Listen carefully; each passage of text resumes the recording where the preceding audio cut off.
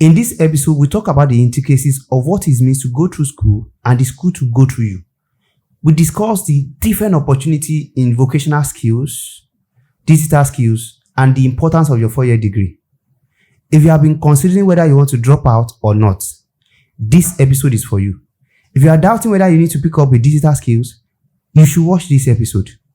If you don't know what digital skills to pick, or you don't know the criteria to pick that digital skills, this episode is particularly for you.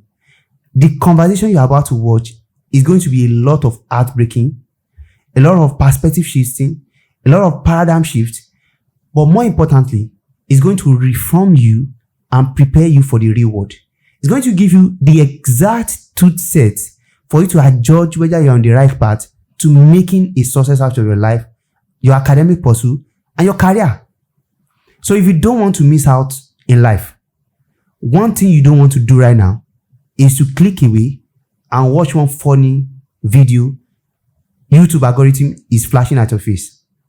I want you to sit tight and follow along as we start this conversation from an easy in of what it means to follow a vocational skill or have a digital skill or the importance of a 4-year degree into the intricacy of what it means to actually make a career while you are in school and what the reality look like after school. I remain on jobs, this is Rational Dialogue, and I hope you enjoy this conversation as much as we do having it. Let's dive right in. Josh, thank God today is your birthday. Let's say 10 years ago, right? You had the opportunity, the incredible opportunity to choose between a vocational skill like tailoring, barbing. Oh, someone once told me you learn barbing or something like that. You are bababa. Okay, good. Bricklaying, any of the vocational skill, any of the, there's these people, they call themselves aluminium. Do they have any other thing apart from being an aluminium? People call it almaco. Almaco? Yes. Okay, almaco. Okay. Or you were this knowledgeable to want to pick digital skills like, digital marketing, affiliate marketing, cyber security, data processing, all of those things. Or like you did that time, 4 years degree in political science or 5 years degree in law or something like that. What would have been your ultimate decision at that point in time based on your knowledge now? Based on my knowledge now, wow. Okay, well, I like the fact that you highlighted that then there was nothing like, say, you want to do digital skill. It wasn't a thing, to be frank. So it was rather I want to be this person that does all this online social commentator on TV that is going to talk about how Buhari is doing it wrong, Jonathan is useless president, and can't go. Or I want to be a barber or any other thing. You understand? So but the barber thing is not, or the bricklayer thing or whatever, is not, it doesn't have this high regard for me. Like, it's not like something, a way I want to go at all, right? There's not a way. In fact, the barbing thing that I said I learned is as a result of, say, with the barb, so I had to be looking at how the person who was doing it so that we can save money. Oh, you are one of those people. And so that we can save money. Yeah, so that we can, exactly. So that we can save money and not be barbing it, so I can barb it for my brothers. That was like the motivation, and then I started checking out. So you were not properly in training or something? Yeah. It's not like you not entirely properly buy Coke, Pepsi to the boss. No, I didn't do that. So really, it's this school thing, really. But now, if I had the opportunity to, even if I knew that I had to, there's digital skill and all of that, then the money to buy a laptop will be the problem that we even have, right? So now, if I have the knowledge I have now, the problem is what will happen to my parents' purse as I then, because the laptop will be like a deciding factor whether I will be able to go for a digital skill or I don't even have phone till I almost entered the university. When I entered university, I didn't have a good phone. Okay. So that's another thing to consider. The chance that I will even be doing, say, digital marketing with phone self is slim. So 10 years before. So the digital marketing thing is a noun thing that it just makes sense. How do you? I still see people that they are not well to do. Okay. He's doing 30K job, 35K job, right? And he's able to get a phone one way or the other. So it's like now, almost anybody can do that. So if that's my reality, right? If that's my reality, yeah, to be frank, because I lean more to this. In fact, even I should go and do job with certificate and co. I've always had problem. Before you go further, what I'm interested is that you have this knowledge that you do have now, but you have the reality of 2014 as it is. I have the reality of 2014 as it is. Mm-hmm. There's possibility I will go for digital skill. Let me tell you why. Because I remember it was that they stole my phone. My first phone. Someone bought me a phone. It might be that I will cry on the person's neck to buy me a laptop. Do you get the point? So there's a freebie. So very likely I will go for digital skill. So what particular digital will you have gone? Would I have gone for right now? If you know in 2014. In 2014, we tell the array of options. And you have 10 years ahead of you. To be frank, the digital skill I'm prone to have gone for will be, say, digital marketing, really. It will be, say, digital marketing and co. Will be what I will be really prone to pick as I then. Although, yeah, that will really be what I will be prone to pick. That will really, if I say I will be prone to pick programming, I'll be lying. I'll be lying. Yeah. Dan Smith, what's your take? 10 years ago, you had the incredible opportunity to choose what path. Let's say all of this you have been dreaming, right? You wake up, it was 10 years ago. What would have been your choice? 4 years degree, pursuing political science, or digital skills, or doubling down on your vocational skill? I think the question is different from mine. It's the same question that will I have gone for political science? No. There's no way I will go for digital skill instead of political science. My parents, even me, the knowledge that I had that time, there's no way I will convince my parents that I want to go for digital skill. Even if I have the knowledge that I have right now, my parents are still funding, so there's no way I could have convinced them for digital skill. So what you are saying, if you woke up 10 years ago, if you've discovered that you have been sleeping, and you have been dreaming, and then I have figured out how to make money myself too. You have been dreaming, I don't know, and you woke up now, it's 2014 again. What would have been your choice with this knowledge that you have now? You have this because you have dreamt about it. I will still go to school. I will still go to school. Okay. I will still go to school because I will want to go outside my parents' nest, and the only reason they will let me out of their nest is to actually go to school, not to learn any jack shit. Yeah. Okay, right. We'll come back to ask whether that's the practical things to do right now. That's me. 10 years ago, what would have been your choice? Vocational skill, digital market, what's it called? Digital skill, or 4-year degree like you did? For me, let's say all this is a dream, and you woke up there. I woke up and I realized, we are back 10 years ago. It will be a very, very funny revelation. But then, I think I will. Okay, let me put it this way. I think I'm a kind of guy that loves to mix things up. Okay. Right? I learned aluminium. I build windows. What do you call yourself? Alumaku? People say aluminium people. They say alumaku people. You don't even know the name of their profession. Association of what? Association of aluminium people. Association of aluminium people. Where are they? So how that came to be, I was at home that day. We returned. I think we returned from school that day. So my mom met me that day. She was like, "You soon be done with SS3 now. We want to like to learn a skill." Then I was like, okay. I was looking at the kind of skill I like to learn. What I actually love to do was I would love to learn a digital skill.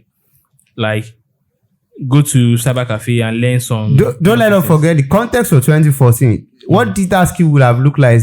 Desktop publishing, CorelDRAW, Photoshop, Exactly. printing. That's what most people understand to be digital skill. Even though I know people that have been coding far before that. Yeah, I've met people that have been Actually, there's this cyber cafe used to go there. People used to go there to buy 15 minutes, 20 minutes, 30 minutes, 1 hour, blah blah. You just buy it to solve the internet. You just buy it and just go. That time it was like a hell of privilege to solve the internet for 1 hour. Yeah, I said to God. Oh God! Now we have continuous uninterrupted access to the internet. It's crazy. So we just go there and start browsing any kind of website, abcd.com, put it. Kinika.com, put it. My own open, your own no open. Basically, that's what we were doing. That's what we were doing there before the advent of maybe other kind of inventions like laptop and quote. Okay. But then I actually wanted to be in that space of pressing computer. You want to know how the computer works? Yeah, I had interest then, but my mom didn't see any usefulness to it then. Mm-hmm. She didn't buy the idea of going to cyber cafe and because even those guys then they don't look like somebody that actually knows what they are doing. You see them, you don't actually want to be in their space because they don't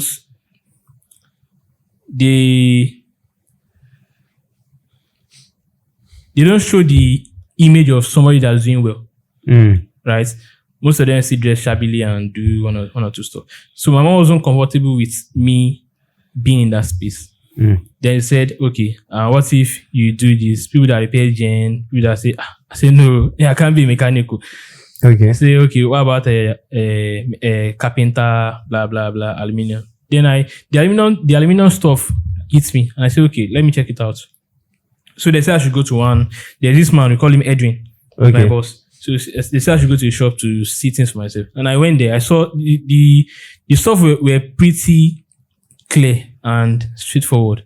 I love it. It's not something that's kind of dirty like mechanic or... Oh, so you don't like the dirt? You don't like it? Don't want to? You're a fine boy, fresh guy. We also have those nonsense. I'm sure you too, you are like myself. We like to be fresh and clean.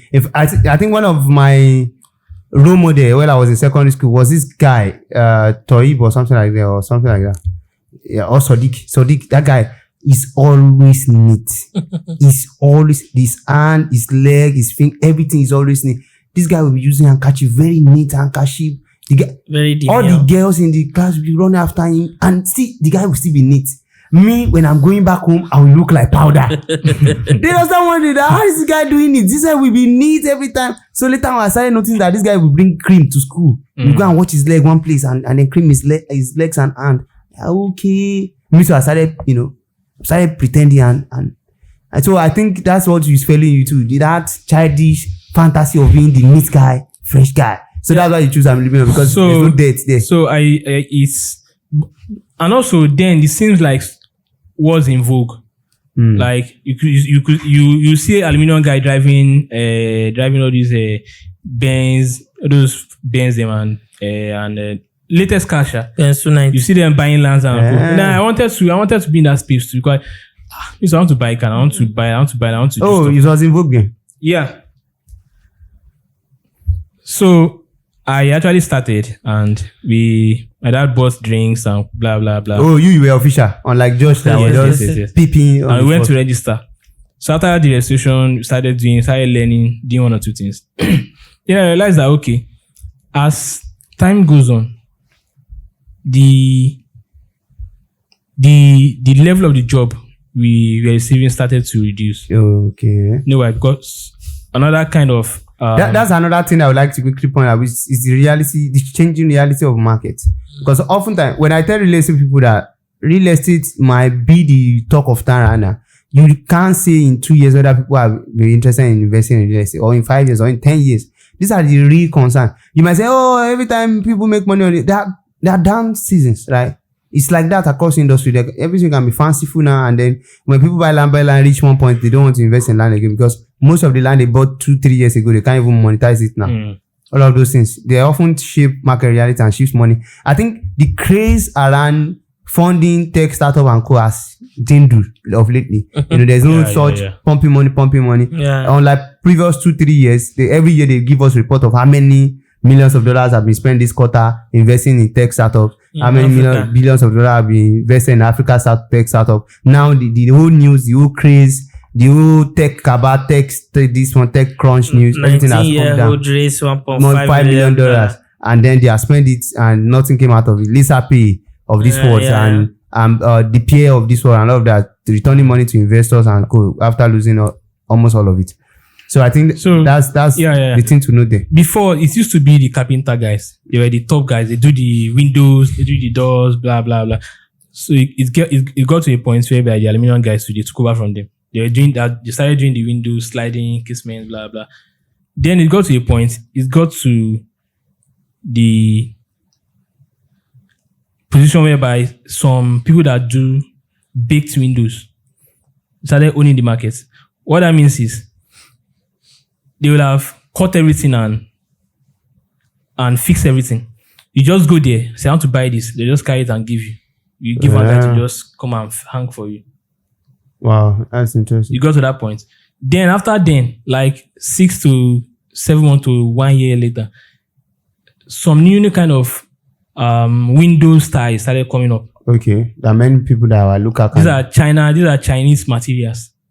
So then it's got to a point that before you see aluminum job, you trek under hustle. Without proper connection, you suffer. That's interesting. Then the competition too. The market got saturated. A lot of people pick up the skill. You charge a customer like 1.5 million, and the gain you're actually targeting down for 5 million, probably just 100K. You are targeting, and somebody will come and say, okay, I want to do it 1.4, 1.2. And they will take the money. Maybe they won't even complete the job safe. They will leave it and run. But at the end of the day, you say you didn't get the job and you lost. So I didn't want to stay in that loop anymore. Looking for job everywhere and people charging far less than you. And then they do rubbish and go. Meanwhile, you also lost the deal too. I got a deal of 4 million naira while I was in school. That was in 2017. He just called me now motivation. I said, what did they do it? Like 4 million. That I thought is everything for you. I didn't know. So I got a deal of 4 million. I did the job. Only me practically fixed 2-story building windows. I did it myself. Why? Because I couldn't afford to hire somebody to help me and do the job. I have the pictures on my It was hell. I didn't want to go through that loop again. Because even that one said it was true connection. Like got the job. One of my uncle, he was the plumber that was working in that building, and he told him that then I got it. Aside that one, for you to get another aluminum job, if it's not connection, you suffer. You don't want to have. So what you are saying now, if I'm wrapping you, is that the vocational skill is it's not heaven on earth. Yes. Yes. There are ups and downs. Yes. Basically. Though it has. If you woke up 10 years ago, you'll have chosen instead. Because you actually went for your 4-year degree alongside the vocational skill. So now you have the choice between the digital skills, the 4-year degree, or what path will you have followed, or which two will you have combined, or how will you have go after it? I actually think I would have preferred to go for the digital skill. Okay. Right. But then what skill would it have been? Would it have been? Maybe programming or any other digital skill. No, I want you to be precise because I want you to be precise. The precision that we can, articulate the point so that people can understand where you are right now, how you are thinking about it. I know it will be product related. It's product related. Like actually building a product. Yes. That's what I think I will have choose or go for. Okay. But then, will you combine with 4-year degree? Yes, I will. Okay. Yes, I will. So it would have been that you apply for University of Ilorin, but you are learning a digital skill like programming. Yes, but then will I have gotten money to help myself as fast as possible? Like the way you did. Like the way I did with aluminium. For okay. Yes, because that's one thing with vocational job too. You can just get somebody can just connect you and get a job and try to sort yourself out. It's not the same with those digital skills. Sometimes you need to learn for months. Especially when you are a learner. When you are in the learning phase. You have a very different path. So I will come to you last. John, what would you have been doing 10 years ago? You woke up. You just woke up now. You close your eyes. You woke up. You have never been on the Rational Dialogue podcast. All of these are just in your dreams. So what would the choice have been for you? So what the choice was for me then was to learn printing press, because my dad had this dream of having a publishing house that he see me fitting in. But at the end of the day, I ended up learning something that was no longer at least, I'm sure there are some people that will be using that process actually. Okay. But I'm very sure in a short time it will be out of vogue. The printing press process. Exactly. There are all these big factory machine process that I went to learn. I know the process of burning film to plates to blah blah blah blah. All those processes. But the people still do large format printing. Yeah. But those things that I learned, they are manual ones that you have to change paint yourself. Now wash the paint and then wash the roller, do all those manual things. They are not digital. So they are more DI now, like they are direct image direct image printing. The process is like you do one color per time. First of all, you do the yellow, then you do red, and then later you wash the distance, and then you put blue or cyan. We call it cyan, and then black. So it is like a 4 process thing before you can have a full color.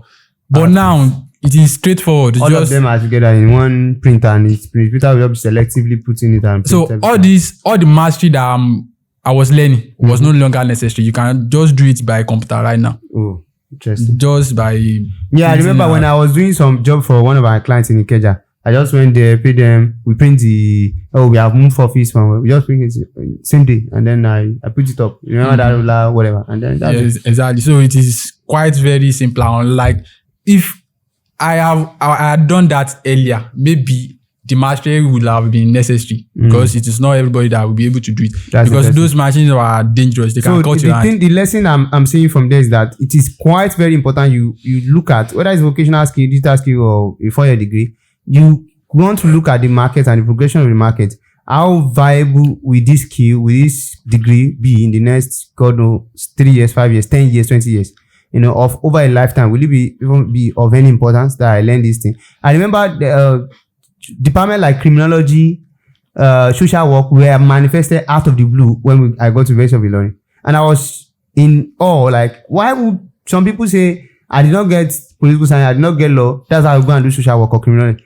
Where do you want to use that to work? Some people are giving you this good false hope that, you can use it to work as a police officer. I don't see any degree that you cannot use to work as a police officer, to be frank. Exactly. So what are you talking about? Criminology and crime history, But I think for criminology, I really saw the potential of you understanding the epistemology and the ontology of of crime, and the criminal mind. I think there's a merit there. But then when I look at social work, I'll be like, nobody cannot do social work. Why do you need a 4-year degree learning about how to be a social worker? I don't know. I'm just asking those questions. If you have a very strong opinion, let me see in the comment section. So it was printing, and then. So, but now, if you go back 10 years, if I go back 10 years, what will your choices be? I think with this knowledge that you have, I had the opportunity to be able to, with this knowledge that I have, I'm most likely going to want to learn programming. Now, the bottleneck is I have my dad has a system that I used to use to play games. Yeah. So your dad have a system. Do you know the worst part? My dad has been calling me for 2 days now. So today I send him money. Do you know one funny thing that I do remember about my dad? Was the fact that when he learned learning computer engineering at Big Solid Technology or something, he said, "Who sent me?"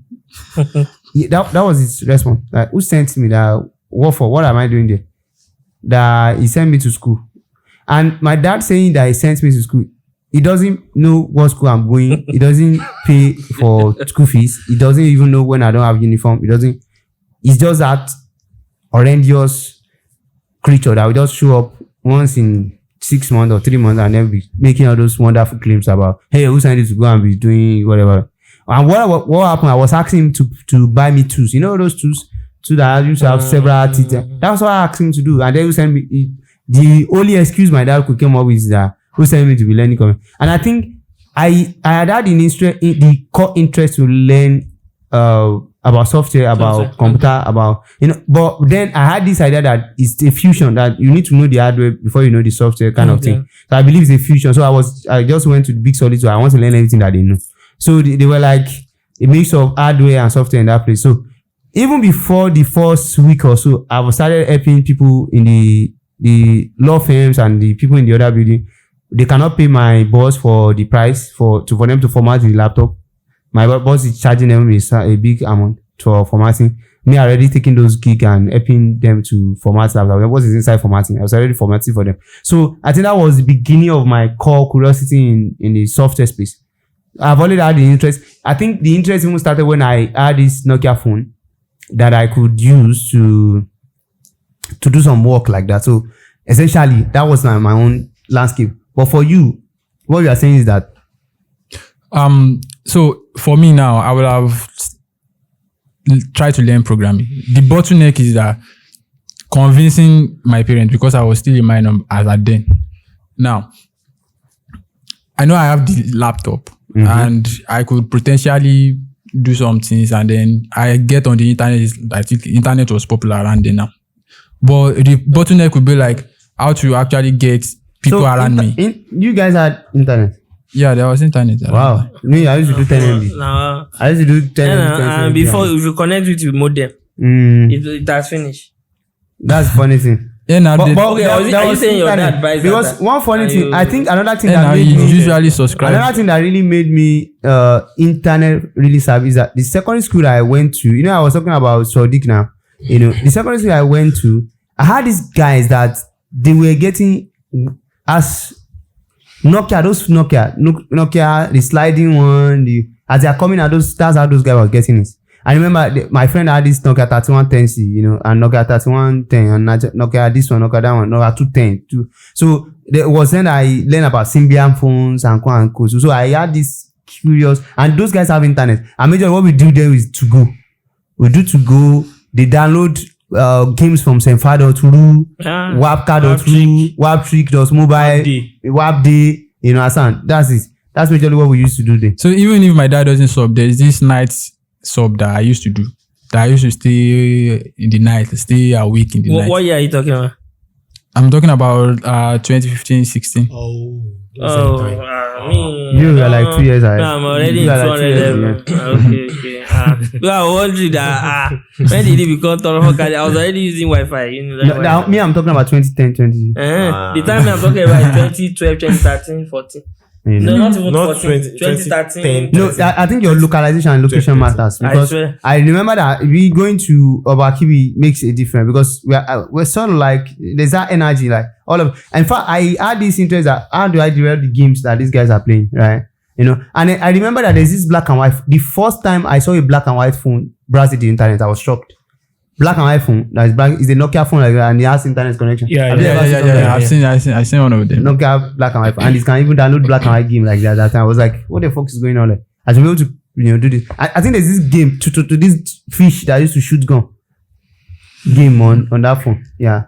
Quite interesting thing. So your kind of background also inform. So the message I'm seeing there is that your kind of background will inform the kind of choices that we are available in your topic, which we get, right? But if you are fortunate to be watching this video, means that you are part of the minority field. That especially when you are at the point where you have not made it to university or something, you are still like us 10 years ago. This is like your most fantastic content. So what I would like you to do is to sit tight, hang in there, and watch through this content and listen to this different perspective will help you make more critical choice in your decision going forward. So you had the opportunity to learn all this thing, but you didn't. Why? No, I'm not saying I had the opportunity because I don't know anything about programming as I didn't say. So Lisa, you had the resources, potentially have the resources, but you do not have the idea. I don't have the idea. Yeah, that's I have not no idea at all.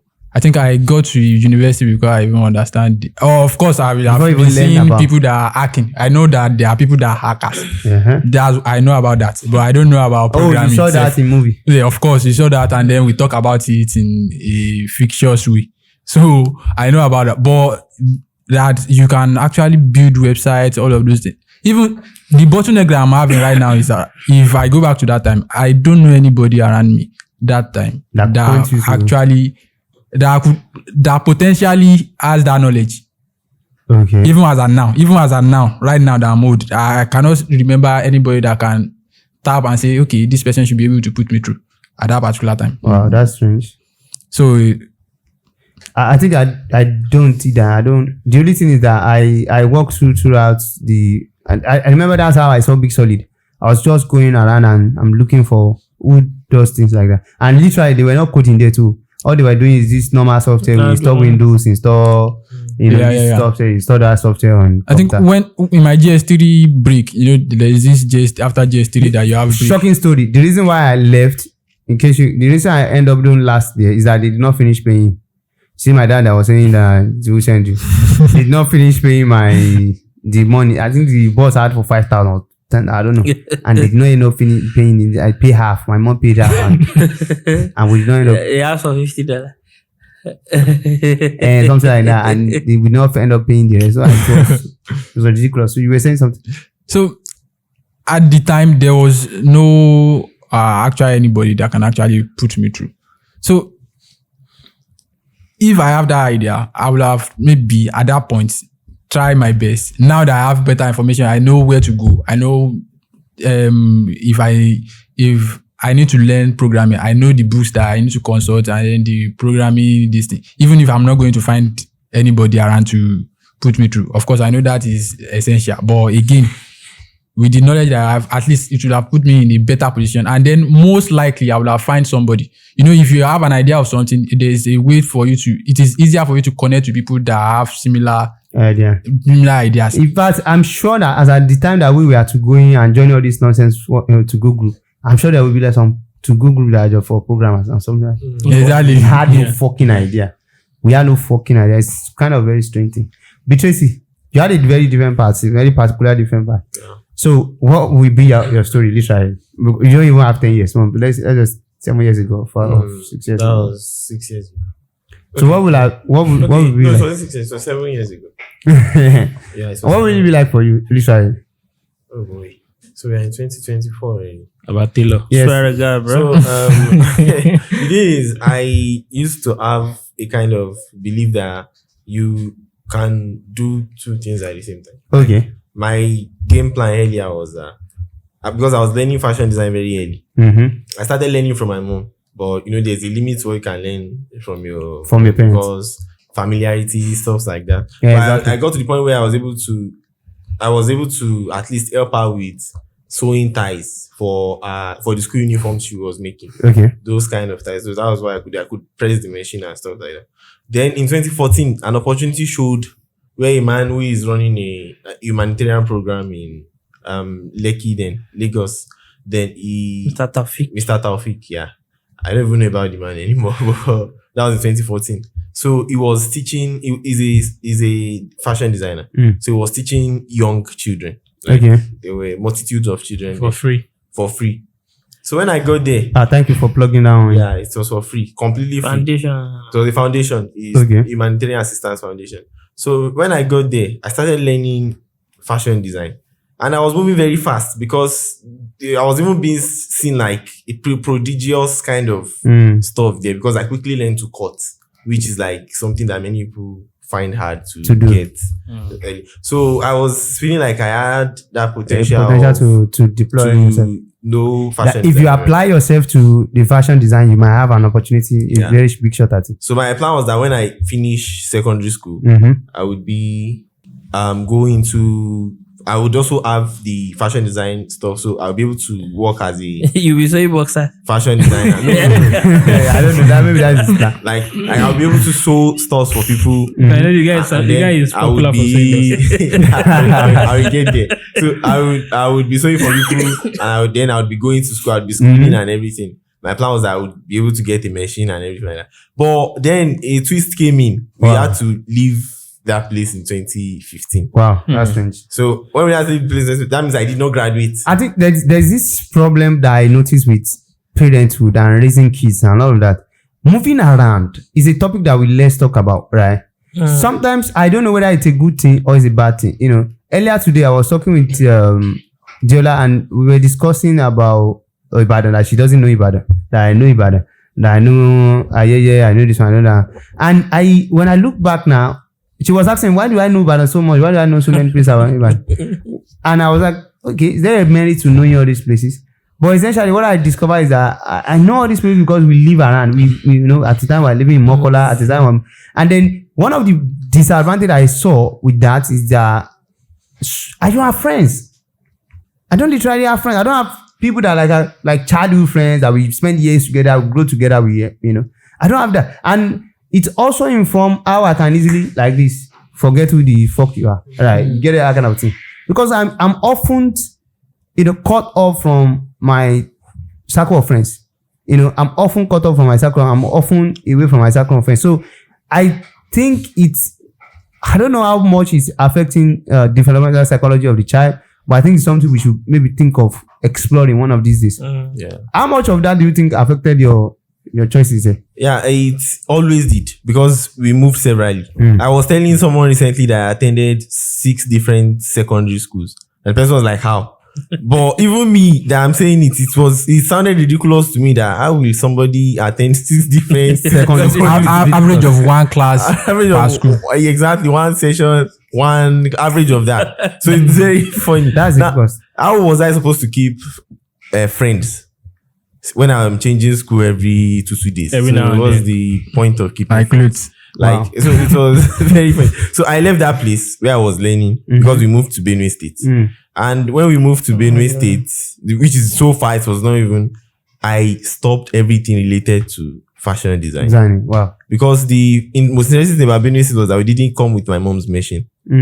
So nothing fashion design then. Then when we got to Abuja, again, after 9 months, we moved from Benue to Abuja. You see? Another switch again. So when we moved to Abuja, that was when we brought in my mom's machine and then I started sewing. Then I got myself into to work with a fashion designer that we will pay later, or it was a kind of arrangement that we could not like direct as straightforward as usual. So it was a kind of arrangement. And when I started that, I had another problem. At the same time, I was working as a gardener, which is another vocation.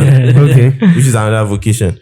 Now, of course, those things are useful because there are some names of some trees, flowers that I just mentioned off the top of my head. Like, this is Terminalia mentalis, this is that. And it's just like, how did I know that? I'm like, okay. Yeah, you are flexing. That's all. But that's all. Is there any merit? That's all. And the worst part is that it is like energy consuming. So it was always weakening you at the end of the day. You don't have a life. So it was that mixing both together.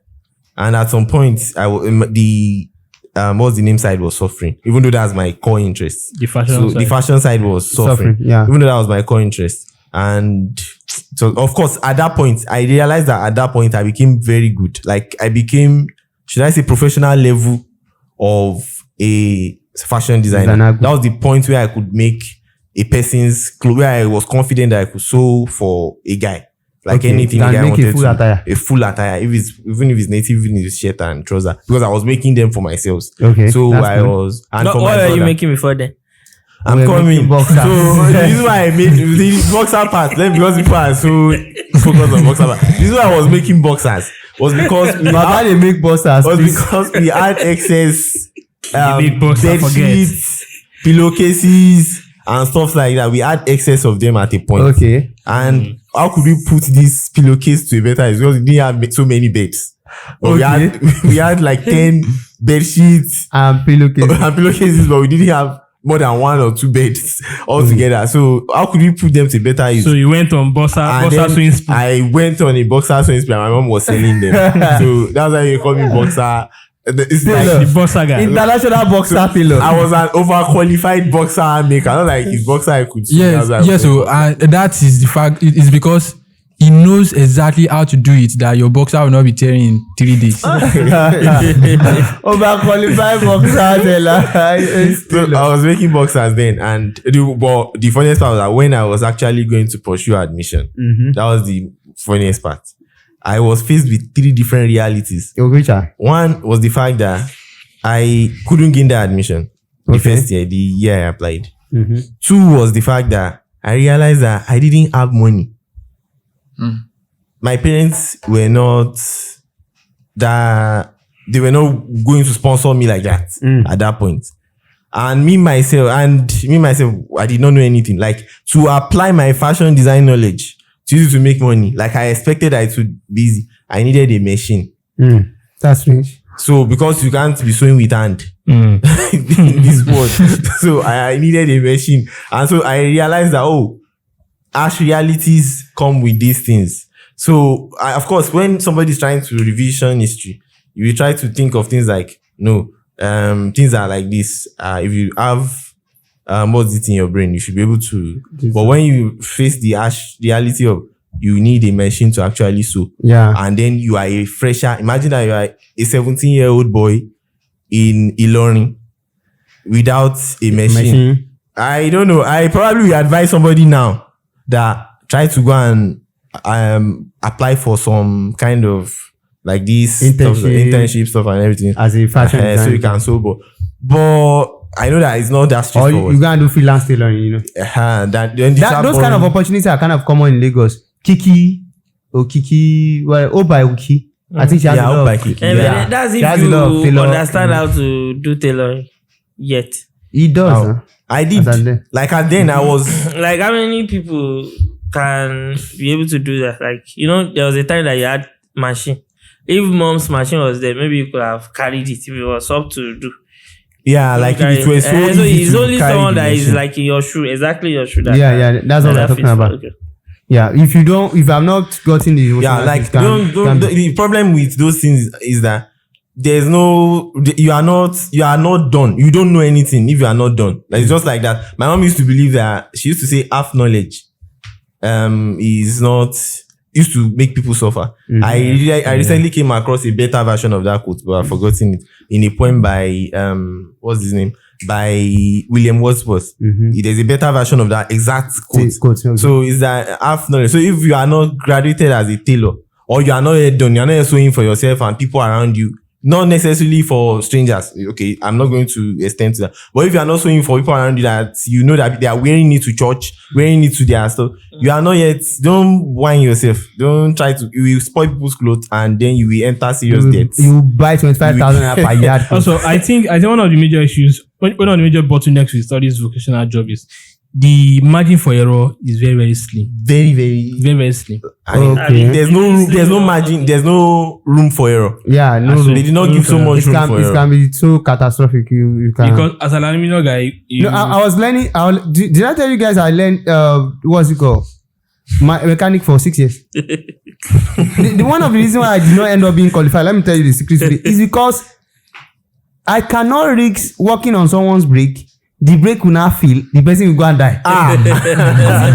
It's I don't understand. Why would I can't even trust myself to do that. Not talk of I trust my bosses to allow me to graduate.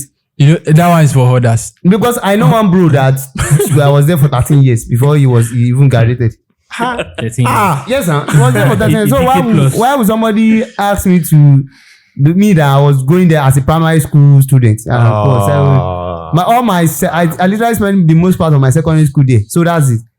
And I was just going there to eat amala, that's all. I said, fast, okay, that was all I was doing there. So the funny thing about vocational jobs, there's no much room for error. So if you make mistakes here, it's going to cost you too much. Some error could be fatal. If you put your hand inside printing machine, it could take the whole of your arm. And you lost the whole of your arm. That's happened to somebody. So it's that crazy. At least it's cost in the occupational hazard is like high there. If I know, all I know is the biggest problem I know is with the fact that you will enter serious debt. Like if you waste somebody's cloth, they won't take it easy with you. 6 years ago, what would I be your choice? So now let me introduce the part of my knowledge of digital Skills. So the fact that I didn't gain admission made me open to more like alternatives and stuff. Okay. And then I happened to be at Future X, Oh, exactly. where people were actually coding. Mhm. And the thing is that my first interaction with coding was when Josh came home in 2017, Okay. and he showed me an HTML website that he was reading. And I was like, Baba don't end up becoming. and I was fascinated, like, is this real? Some live text. Like, this is possible and everything. Now the problem is that by the time I started learning to program, George did not know anything in that. That's the funniest part.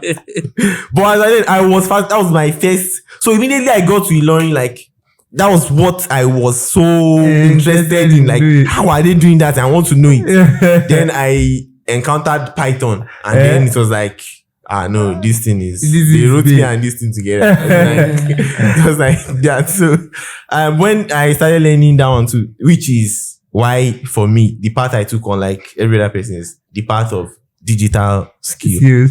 And I'm going to be very honest with you. I will still tell you that you should go for digital skills. If I was in the 6 years, the difference would just be that I would not even bother applying for admission again. Okay. Instead of the way I applied and things went. I wouldn't even bother. But the problem is, if I didn't apply, I wouldn't be able to leave home too. So that's another thing to consider. And that's tricky part, you know. That's the tricky because part. you have to consider that who are you dealing with, your parents that you are dealing with.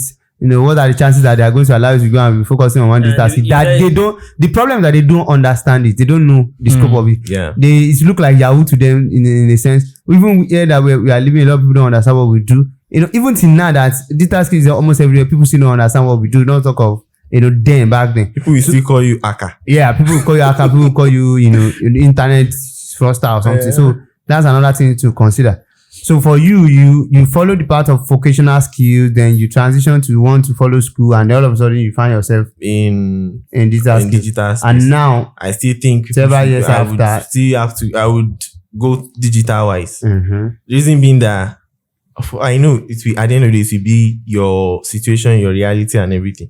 But the reason why I think it's easier is that it is always degree is waiting for you. I'll be honest. I'm now studying law now. Degree is waiting for you. anytime. In And fact, I will still end up doing my MSc or perhaps even do PhD.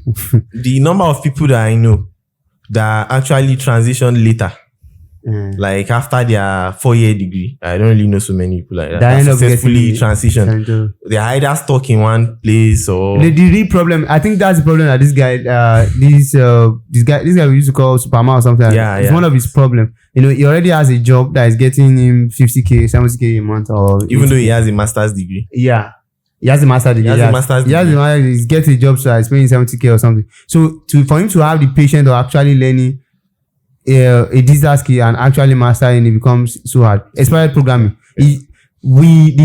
I think we knew of the guy in 2020.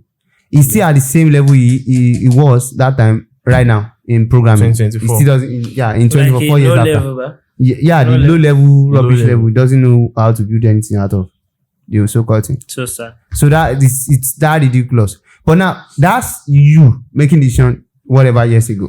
Now let's look at the employability rates, you know, right now. Because if you want to advise people, everybody has given their own perspective, you know. I think more people are of the opinion of, learn a digital skill. I think. You know, Yeah. train yourself to do this. But here's the reality I want us to consider. Right. What is the employability rate? And before you think you have the answer, there's this thing I noticed about the dynamics of the degree. If you have a 4-year degree, you are more likely going to enter most conversations. In fact, it's better you have a 4-year degree. That's one of the things I advise any kid that find out. It's better you go for a 4-year degree in any course than you go for HND or ND in semi-wonderful course like accounting or something. It's ridiculous. People don't rep them like that. You know, or you are going to this college of education or something. Just don't just waste your resources on those things. But by talking about degree here, I'm talking about actual university degree. 4-5 years university degree from a actual highly regarded university, right? At least within Nigeria. Good, fair enough regarded university within Nigeria. So now, here's the thing I noticed. If you get from Obafemi Awolowo, University of Ilorin, University of Ibadan, or the likes, there's this chance that you are still going to get a 70K job somewhere every month. paying you roughly 840,000 a year like that. Now, but there's this, you can probably spend 4 years in a digital skill and still not be able to get 840,000 a year. I don't know, you might debunk that. But, and there is vocational skill that like dance people are highlighting for us and all other people are collaborating. The fact that, okay, maybe if you learn barbing, you can have a clipper. How much is clipper? It's not expensive. But most of the vocational skill don't give more room for too much error. And then even if you have a clipper and you go and somebody wants to do whatever, you do Skodo for the person. They will burn your shop down or something. There will be trouble. So now, unemployment, I'm looking for your perspective on how employable are skills from these different categories, right? How will you rate I'm talking about right now, right? Which is like, I'm asking you the question, if you want to make the decision right now, what will you advise somebody to do? Because most people that will be watching this are either finish their university, about to finish their interior level, whatever. Those are the kind of audience that we have. And so what will you advise them to do right now? Looking at those things, right? Because some people are even considering dropping out of their 4-year degree, right? So how will you attack that? What will be your advice for them right now? What will be your advice for yourself? If you're in school, you're in interior level, 4-year level, or you just graduated, what will be your advice? What's the path? You know, I know some people are already doing the 4-year degree, you know. So how do you want them to see it? I know some people are already thinking of doing the 4-year degree. I know people who are done with the 4-year degree. How do you want them to evaluate those options? How do you want them to see it? You know. So are you asking how I saw it when I'm done with school, or because me I didn't finish? You understand? You didn't finish. Yeah, that's quite understandable. Now let's say somebody's in your shoe, is thinking about not finishing, and is considering vocational skill or digital skill. What would be your advice for him? My advice is you better be good. Okay. You understand? Because I notice if you see, we say we dropped out. Director dropped out. Me, I dropped out the next year. Why does it make sense for us to drop out? You understand? It's a question you should ask before you beg out before you jump into the jungle. This is the jungle, very tough terrain. You understand? So because if you check our history, you see that we were, by the time he was dropping out, when he was in 300 level, I think we made 800k in a year. You understand? And it's just two of us. Exactly. It was just us, not like many people were there. 800k in a year for students. And I think in next year we made around it's not up to 2 million. I know it's 1 point something. Million. Yeah. The next year. So, and that was the year that he actually dropped out. You guess that was the year he dropped out. So we were already making consistent certain level of money. You know, there's almost that time it's like, at least for you, there's literally no month that you will make sales. Exactly. That at that point, there's no month that you will make sales. Me, I may make sales this month, and then I will go school, and then I will see jam another customer, and then so it was not frequent. It was so, but at the point that you see, before I wake up in the morning, the people I sent account number to yesterday have paid. By the time I will drop out. You understand? There was already momentous growth in check. And you understand? And to be frank, that's what we call employment. Exactly. So we've gainfully, they talk about gainful employment. So that's really the thing. So as entrepreneurs, whether, there's this goal that if we don't employ you we employ ourselves. Regardless, you understand? So we were able to gainfully employ ourselves. I think in that January, when I was going to drop out, we made like 300k plus. Was it 300k? Maybe, I don't know. Or was it March that we made 300k? I can't even remember those numbers again. But I shall know that by May that year, we made 1 million naira in just 1 month. Yeah. So forget. And by that time, I think I was already making like 300k safe. 300 or 2 something k in a month by that time. So we already gainfully employed by ourselves. So that was really the hard job that I think I had to focus on, because from 300 level I was thinking, wait, after school, what next? And then let me tell you what drove me to that point. You see, what was my story? I used to think, I will be this columnist, one, because I used to write all these column. I want to be like all these Yinka Odumaki and co. that time, and then people that will come and Bring back. activists. This guy is the author of an article, very popular article. Bring back Bring our back girls. girls. School that time. Bring back. So and like that was why I was. But I think we were having a conversation, sir, that time. I was like, okay, because I was curious to the end. You know, my dad was asking me before I enter uni learning that people that study law, they used to have a shop. They used to have shop office at the end of the day. That for people that study political science, what's the equivalent for us? What's the shop that people that study political science that they open? I was like, they be on TV. They can be special advisor to the governor. Okay. I was capping. Like, but then it was evident to me when I started learning political science. And I think I had this conversation with you then, and then you were like, and you become blah blah blah. Yeah. You give this picturesque example that a social study teacher. In fact, that image, to be frank, it meant a lot to me because I pictured my social study teacher in secondary school. That man is this akpalori, this bad headed. Let me correct him, because what I said is that the best you can be if you follow this path is a lecturer like Dr. Saka or Professor H. You were not that nice. And that the median, I think that the median, the most common thing that you can possibly do is this social studies teacher or this government teacher in one secondary school. That's primary school. Yeah, or primary. That's your highest, and that's like the normal thing.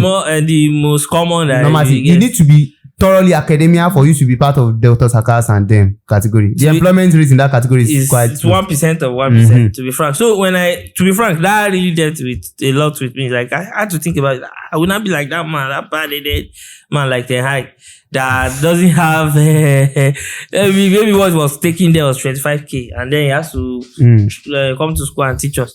So no, that wasn't really the kind of like I did. So I've really had that thought that I had to be doing something else and all of that. And you see, when I tried, I just linked him up with Uni Learning League, and we didn't even talk commission, nothing.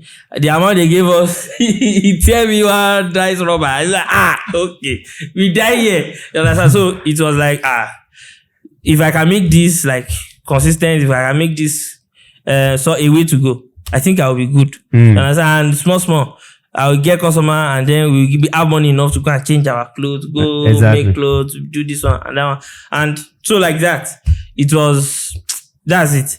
And to be frank, it's really that you should gainfully employ yourself. The first, you should gainfully employ yourself first. Because I remember when my first experience with trying to work, there was nothing like digital skill at all, that my time. And what I had access to, before I didn't even know I can work. Like apart from helping my parents, I didn't know I can work. It was when I read this Sam Adeyemi's book that he said that I can do stuff, that you don't have to, that they don't change you. But if you don't know that you are not changed, you will still be walking inside this small cocoon, and you won't go past where when you were changed. You can't go past there. There was how he talked about it, and then I went to ask one bunkie like that. I used to go and buy bread to eat beans in that place, and that day I just thought, wait, I can work here. Now it's people that are doing bakery work. Yeah. And I asked the man, he said, okay, I should come in the evening.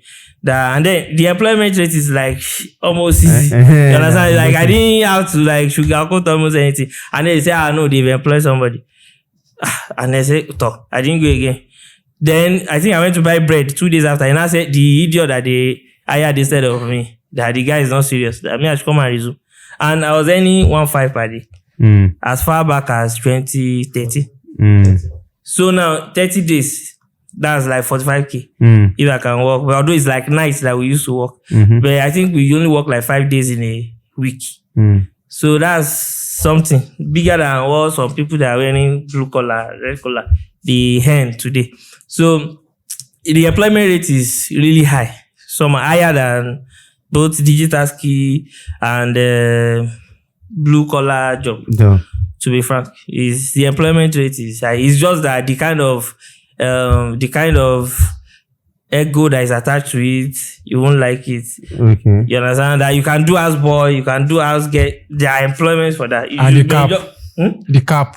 The cap, and they just say 30k max 40K max. It's not like people are not doing worse job even with degrees with that. But then there's just the entry is easy, and then your retainment low barrier of entry, and then the retainment is there. Even right now, they are paying people 50K, 40K for domestic job. Even our officers, they earn around that range. So to be frank, employment rate is high for those low level stuff to start with, to have some money. In fact, even in the UK, they said they need 130K for care workers. In fact, you can use that. Even before my so now I want to know your conclusions, right?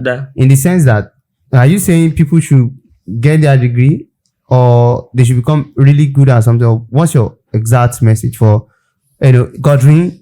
There's already a choice. No, it's already about to be done. All those people. I think those are the category. Okay, so if you are already in school, about to be done, right? You can actually combine digital skill with your school that you are doing, right? So do that. Because the Jato is a friend of mine. He learns programming. Gig there. Yeah, even at the time that we were in school, he was trying to do freelancing. He was collecting gig. But I see some writing gig and some SEO gig. I remember and all of that. Yeah. So, and he's learning programming, very astute guy. And when he was serving, he served as Flutter and then he became a developer for them, That kind of is quite interesting storyline, And, he finished the degree, he went for the service, served at Flutter, that kind of thing. So you can have that kind of storyline too. You can actually combine that because I was still in school. So your suggestion is that if a person is still in school, they should try and pick up a digital skill. Yeah, try and pick up a digital skill and gainfully employ yourself. Okay. You understand? To gainfully employ yourself, like with that skill, ensure that you are having customers on repeat with that particular skill. Right? Whether you want to be employed by Facebook, Twitter, you may not be employed by Facebook. Any company, any tech company. Because some people will go into that all these digital skills that people are learning. You go into the details of which one do you think they should learn. Yeah. But before we go there, what do you think? If somebody is in that dilemma, will you advise them to drop out like yourself, or what will you advise them to do? I think one of the things that people don't pay attention to, that I've seen a lot, you just see one boy just tell you that he's contemplating quitting school. Dropping out. And then you'll be like, okay. What do you know?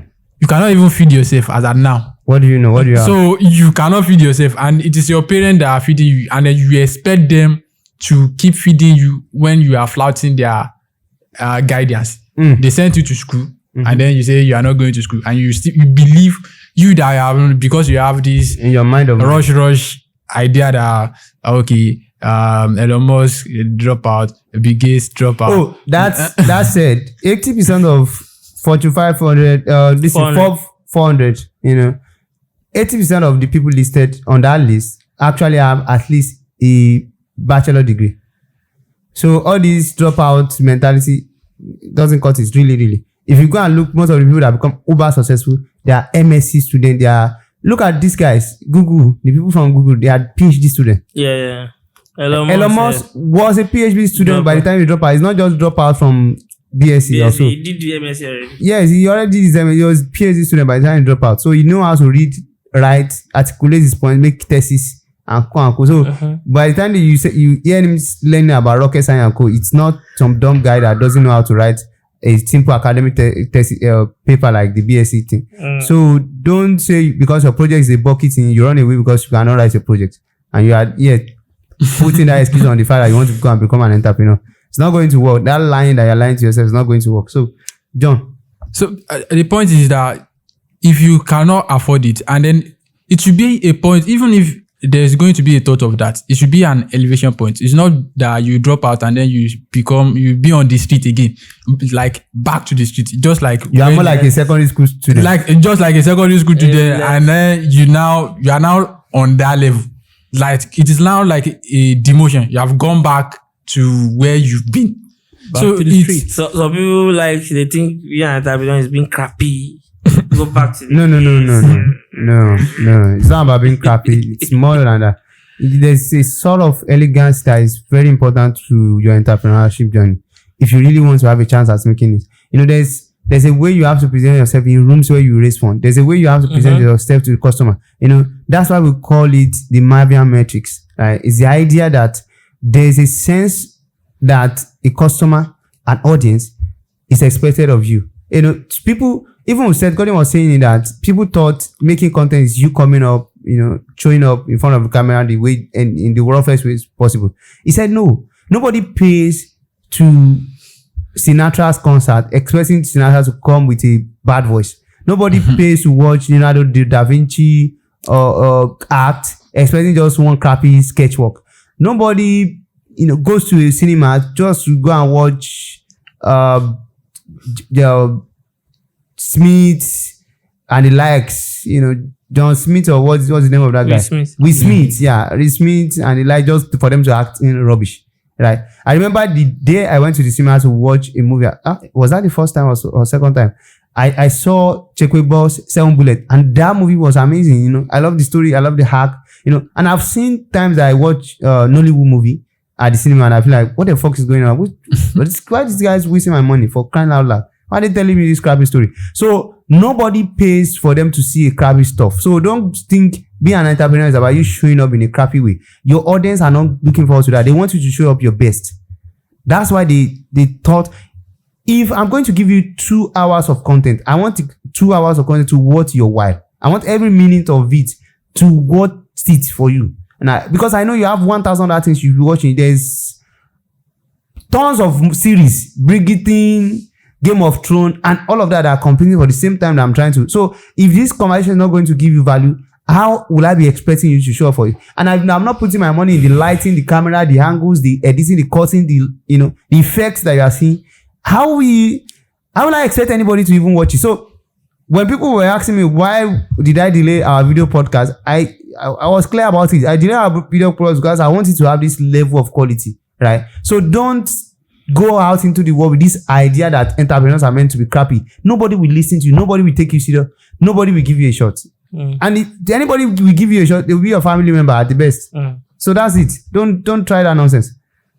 So at the very best, I think one of the things you have to do is to have someone with more experience. And then the weight of experience, not just somebody that will just be giving you motivational quotes. Exactly. Like people that have gone through it, and then you see that, okay, they're having results. They can, exactly. They have seen, because the thing is, if someone has actually gone through that route, he would actually see you. Like, I mean, see through you. Yeah, now I know that what you are doing, if you are actually just whining yourself, or you are, or you mean business, or there's a particular way he has to put you, there's some guidance he has to give you. Unlike just going out to people that will just validate what you are saying. I think the word is that if you actually find a real mentor, he will know if you are a bullshitter. Like, if you are full of crap or you are full of real stuff. That's the truth. To be frank, will you really be able to decipher to find a good mentor if you are a bullshitter? No, like that. So people that are bullshitter, they don't know how to. I have this guy that is, that I have a particular interest in. He's very rubbish guy, and I'm looking forward to see the rubbish he's going to do in the next couple of years. He will not stay in one thing and learn it and serve there enough. I remember he told me he wants to start.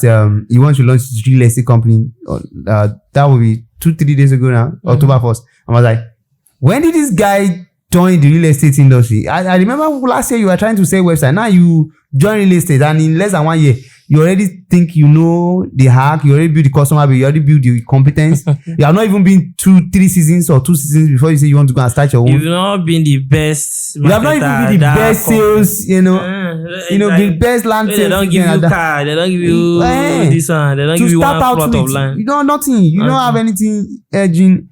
If somebody deceive you and give you land, don't think you will know how to sell it. Really. I don't think because you can sell it 1 year means you know how to sell it the following year, or come up with innovation that can sell it the 3rd year. Those are the things that you need to pay attention to here. So I think in essence, what I'm trying to say is that if you are ever going to drop out, it should be from an elevation point of that you are elevating, you are moving to it's more like a next stage. It's not like you want to stay at the particular level that you are. Why not stay in school if you are going to still be at that particular level, or you are going to go back home? So essentially what you are saying is that don't drop out for your comfort. If you are ever consider, don't drop out for your comfort, because you think you are getting stressed. Oh God. Dropping out will stress you more than being in school. Exactly. You have the most panic attack of your life. Do you think it was easy for me to drop out? Every night after the day I decided to drop out, I sleep sweating. I wake up sweating, like deeply soaked in sweat for months. Because I was afraid, with this work, will it make any sense? Will I be better off? Will I, 2 days ago, by the time I was in 200 level, 300 level, there's one guy that was the faculty president. He reached out to me. He said the current faculty president needs help of successful alumni. I laughed. I smirked. So I'm successful alumni that they want to build a new secretariat for the whatever. So should he give them my contact? So literally, they see me as one of the successful alumni. So these are my concerns. Successful alumni. So these are my concerns for you. You don't want to drop out and they will see you as one of the people that drop out and their life went haywire. You don't want to become one of the people that drop out and their life become really baloo. So you want to drop out and then do something better. Not because you are competing with other people, really, but because you just have to make it worth it. You just have to make it worth it. That's just the point. Dan Smith, what's your take? For me, I won't advise you to drop out. Good. I won't advise you to drop out. Reason being that with your 4-year degree certificate, there's a wider range of jobs you can do. Opportunities. Right? I think there's a certain form of elevation that comes with you actually having those degrees. Is the sense that you might not be able to get a job for political science, right? But I'm telling you, a bank will not hire you if all you have is a O level. The hire is a cleaner. But the worst case, the best case scenario, the hire is a cleaner. But as a cashier, even though they are going to pay rubbish money, they will still want you to have that BSc or HND or something like that. In worst case scenario. So that I agree with you on that. So don't drop out, but I advise you to actually have a digital skill, right? Reason why I'm going for digital skill ahead of vocational skill in this context. Are you sure? Because, for instance, I know of a plumber that have 2 houses, and many digital skills people that they don't even have an apartment of their own. Reason why I'll go for although skill, that may be an exception, Reason why I'll go for digital skill ahead of vocational skill in this context is that with a digital skill, you can even be on campus and be learning your stuff and getting jobs while on campus. Yeah, you are right, because University of Learning Internet Wi-Fi tab actually help us to learn a lot. Because I remember I used to travel from Ilorin to Port Harcourt to do some job. You missed the test because of that. Exactly, I missed the test. So imagine risking yourself traveling 18 hours journey just because you want to go and hustle and do small vocational job and make money. It doesn't really make sense to me anymore, right? So that's the reason why I said. I'm coming. Sorry, I just wanted to say, Shebi were see at least looking for all this alumaco job around for question window. Although the man later give us around, you could. You see, that's one of the disadvantages of vocational job. I remember there was a day I trekked from Ajib to GRA. Like, let me paint the picture. It's like trekking from here to Iwo Road. But if what if you knew how to make content and you have been making content about it? Yeah, you are blending already. You are blending. Vocational with the reality of digital skill. Do you even have the camera, the lighting? No, you can say you can make the money to have it, but the knowledge alone, na flex. You are no longer. Yeah, because there's no video editing, blah blah blah. All of that. So that day, I was trekking that day, under Hudson. I was just looking for new buildings. I'll go there and try to sell them my skill. Let me do that. So okay, bring quotation tomorrow. In a day, I used to approach to almost 10 contractors that want to do their windows and doors for them. That's interesting. But that particular day, I was trekking from Egypt to GRA under the hot sun because I was under pressure. I needed to get something. I needed to get money to go back to school. Right? So somebody saw me that day. Because I was actually thirsty that day. And it's not as if I don't have money with me. But there's no place to get water in sight. Wow. Because GRA used to be very, very scanty. Because you get big men living there. Don't just go there and see somebody selling pure water or selling bottled water. So somebody saw me that day. Person was driving. Person has stopped. I said, where are you going? What happened? I said, I'm looking for aluminum jobs. Said, okay, let me enter. And I entered inside the car. The guy drove me back to our Jeep and said, he called my dad that day. I said he saw me in this social sport, blah, blah, blah. So my dad too, that evening, I said I shouldn't be trekking to that kind far journey. Because it was hell. Wait, do you know the person? Yeah, I know the person. Oh, okay. I thought you thought the person wanted to give you a job. No. I know the person. Good plot. So we are supporting that you should stay in school, finish your degree. You know, especially when you don't have a full grasp of things like myself. Because for me, my advice is that there's a point where you know that you have to drop out. You know, that point is when you have more money than your lecturers. Let's start from there. You are making more money per month than your lecturer. And whatever you are doing, it's not as if it's going to expire in 3 months or 5 years. You're a professor. Let's start from there. Like, so when you discover that you are making more money than they do, and you have the spine to go out on your own. It's very important. The spine to go out on your own. You know, without spine, we will not be able to see trade like this. So you have the spine to go out on your own, and you know that you are highly motivated and you have the support system to actually make it happen. Because it's very important. There's no way you want to go live without taking some risks, which is like there's a big risk that is going on with here. But don't say, you know, I want to be fanciful like Elon and drop out at 400 level. You are very stupid. Finish it.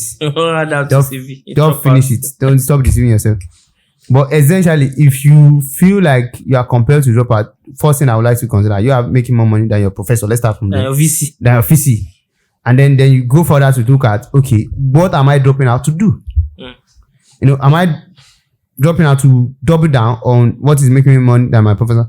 Or you can still do what is making you money than your professor while you're in school. If you can do that, you don't have a reason to drop out. You are just giving yourself an excuse to run away from something you have started, right? And then the thought thing will be like, does this scale? Yeah, does this scale? Really, does this scale?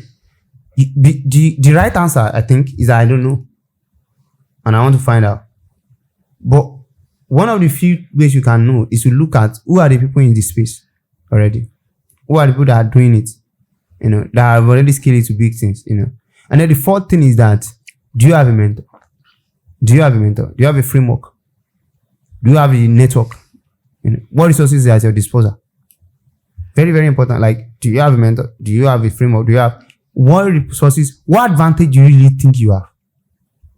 Think about that very importantly. Like, what advantage do you think doggedness, you know, toughness, first in the market, early advantage? What do you have? Sales skill, marketing skills. What advantage do you have to whatever skills you have learned that makes you have the confidence to say you want to drop out? So when you consider the first factor, you can end up dropping out. But if you are shaking on any of those ground, finish what you start. And then maybe keep you up on that data skill good work, and then you are saying something? Yeah, I think same thing is applicable to those learning vocational job. Okay. Some of them wants to drop out too. Oh, from vocational. Exactly. No, there's this stupid thing I'm hearing from all these people that are doing vocational job. Before their boss even release them, they're already trying to sabotage themselves, you know, taking job. It's prevalent. It's very prevalent, and it's not good. It's not good if you are considering stabbing your boss. It's the wrong way to go, because sometimes it's your bosses are going to give you some jobs that they're supposed to do themselves, but because you graduated successfully from them, there's this sense of loyalty, and then they just pass it along to you more often than not, even more often than you deserve. So sometimes when you have a mentor like that, you have an opportunity to have a mentor for life. They can be opening door for you, especially when you pick the right kind of, you know, mentors, the right kind of bosses to learn from. So stay put, stay grounded, finish what you start, you know. don't drop out from a vocational skill that you already having a chance at. If you are not getting the message, you are not knowing what they are teaching there, maybe you shouldn't even be there in the first place.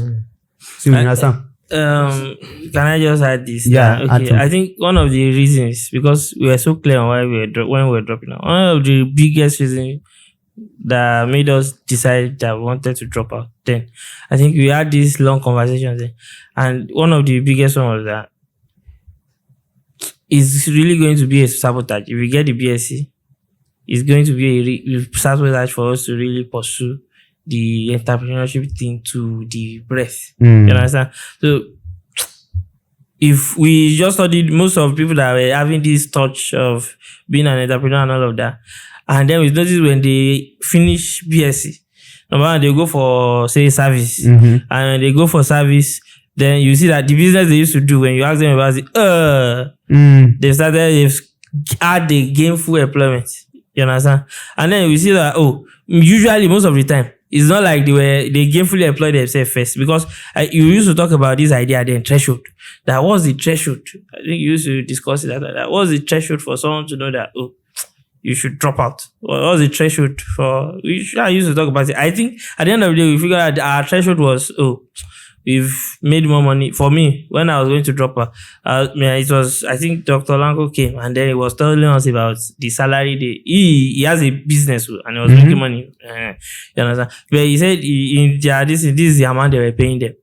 Was he 100 and something K? Yeah, as a lecturer of that, as at that time, 110.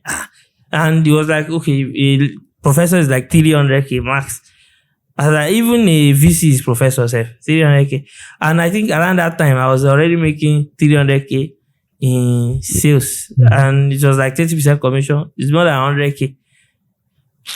It have passed that threshold. So already it was going to sabotage for us not to capitalize. It's also going to sabotage us not to capitalize on What we the have at momentous hand, growth that we had. Just like anywhere there's a gold rush, share the survey. And we had the surveys in bulk. So once said the all of it. So because some of the opportunities we capitalized in 2019, 2020, they no longer exist right now. And so, they're giving us good footing. Yeah, in the business. Footing right now. So I think one of the things we have to actually talk about is the idea of you just believing that, okay, when you are done with school, then you figure things out. Yeah, it's done on you. It's not that easy. So let me quickly articulate something before you go further there. I do tell this thing to Azel, which is she's in cybersecurity and she's thinking that somehow the cybersecurity thing will teach her everything she needs to know about computing and programming. Anytime I report that to Tracy, give them your response. I always thought that was a joke. I thought she's joking. Like, I never knew she was serious about it. The funny thing is that it's because they say Iloni, Ilutosuma, Aljana. I think political science is a course that may make you closer to clarity. Almost any almost any. And almost any that will be clear when you are staying under the shed, the classroom. And then most of I think we interact with almost all that department. We are like this. We are like this useless, jobless, somebody that just interacts with everybody else. Exactly. Although those that didn't still pick the message, didn't pick it. Fine.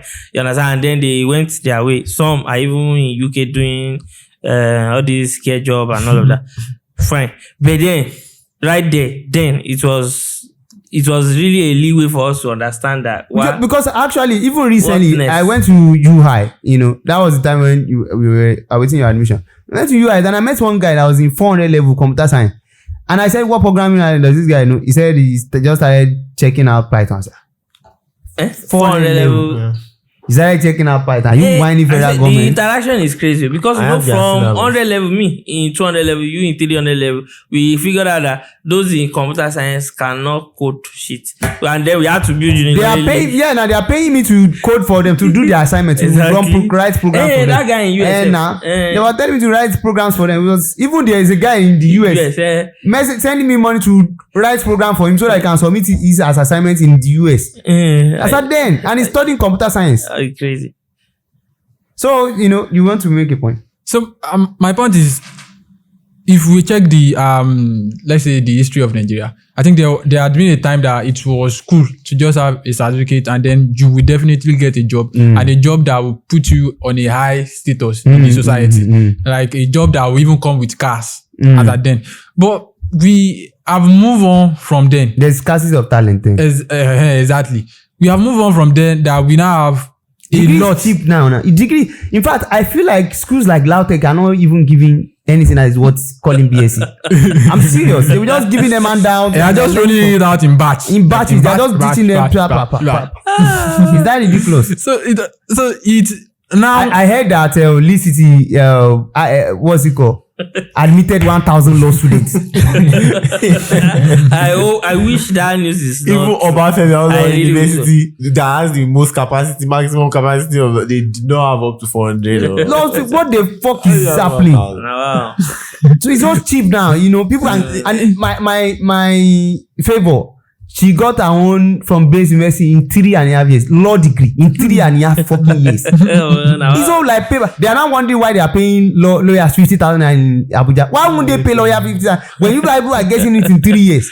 3.5 years, you get it. It's so cheap. They just dishing out from different private to secondary to semi-secondary. Broiler degree. Broiler. Broiler degrees. I don't understand. I'll just give it broiler 3 years. It's everywhere now. Broiler degrees. I like that phrase. So you were saying something? So what I'm saying is that when I was growing up, blue collar job or white collar jobs, they used to have this certain level of respect. Why? Because they have some particular resources that is above the average, at least to a large extent. If you see somebody that is going to office, that is doing this, that is getting minimum wage and all of that, they sort of have things that are better than the people in their society. Exactly. Like that. But in recent time, things have changed. We now know that the current minimum wage cannot afford you anything, cannot buy, at least, I think this actually made it clear because I was there. At these two instances, the instances where you can buy with minimum wage, buy 2 bags of rice, and the instance that your minimum wage cannot buy single bag of rice. So in my short time, I've seen that. And if you see the reality of that, you know that it is not what you want to sit down on. Like the Yoruba will say, it's not something that you cannot feed family with that. By Yoruba saying it is not something you can tell, but it means that there's not enough soup here for you to be making a whole morsel of eba to consume. So at this point, I think universities sort of give you this incubation period that your parents still find it reasonable to be sending money, to be spending money on you. And then, of course, there are some people that have it more harsher. But majority, a lot of people have the chance that they have a parent that is still putting on the body of sponsoring you, and then it gives you that time to incubate. I agree with you. Parents, no matter how there's a girl on my timeline, Pelumi, you guys should know. Her mom came here she doesn't know me from Adam. She came here to ask me for money, to borrow her money so that she can pay for her daughter's school fees. She's going to a private polytechnic, Polytechnic. They don't have money, but they can afford sending their daughters to private polytechnic. So one thing I've noticed is that parents still can afford a tertiary education for their kids, regardless of how poor they are. Whether it's through lapo money, whether it's through borrowing, whether it's through they are motivated. I know of a family that their first one has finished from Lautech, which is a state university. The second one is in a private university. The third one is in Lautech now. You understand what I'm saying? So parents, regardless of how the father is the breadwinner, is the major sort of, regardless of, they can still sponsor you. So don't misuse that opportunity. The opportunity that your parents can see walk you through university right now. The opportunity that they are still fueling your financials in school. As is, no matter what, no matter how blue the sky become or red the sky become, no matter how many matches Manchester United lose, you will still get money. You understand? No matter how much Arsenal keep losing their leagues and they don't get any Champions League, it doesn't matter. Your parents will still try to pass you some money. Don't misuse that opportunity because no matter how many decades, Chelsea will still win a Champions League. You know, like, don't use that opportunity. Don't mind me throwing some jabs there.